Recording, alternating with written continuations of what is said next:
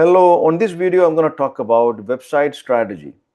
Now, many a times when you start your venture or when you have already started your organization long time back, the first thing is to build your website, right?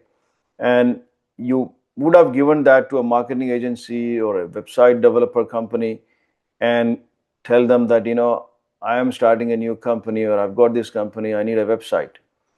And usually what would have happened, they would have given you some templates, 3, 4 templates, talking about your products and services, who are your customers and customer logos and stuff like that. A typical questionnaire, they would have sent it to you. And then in return, they'll give you a few templates, right? And then you choose one of them. And then you go to the development phase. They come back to you, develop the website, and you go live. And then once you gone live, usually what happens, the marketing agencies will tell you that, the leads are not generating because you are not doing SEO or you are not doing online marketing campaigns and so on. So then you go, as per their advice, you go and do some, online marketing campaign, you do SEO campaigns, search engine optimization campaign, and you put a lot of money into your marketing budget, expecting that, the day will come there you will get a lot of leads from your website because you consider your website as your salesperson. But sadly speaking, customers coming to such kind of websites spend only 3 seconds and they abandon the site.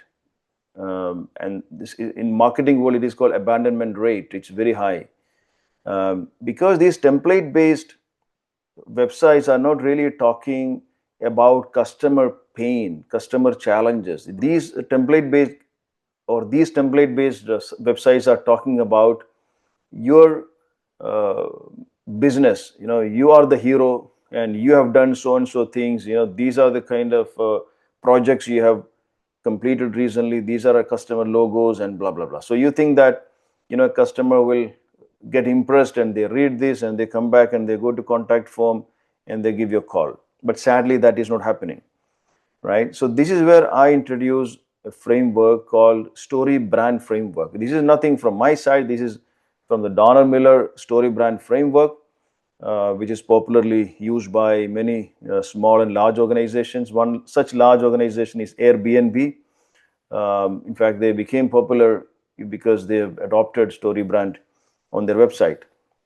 So StoryBrand is nothing but you make your website and you make your customer as a hero, not you as a hero. You become a guide, that you are a trusted guide helping that customer or those customers and talking about their challenges and their pain points. Now here is the trick. Now many at times we go to our homepage and landing page and bombard with all the services, all the products, all the solutions on the site, right? And then your customer comes and then get confused.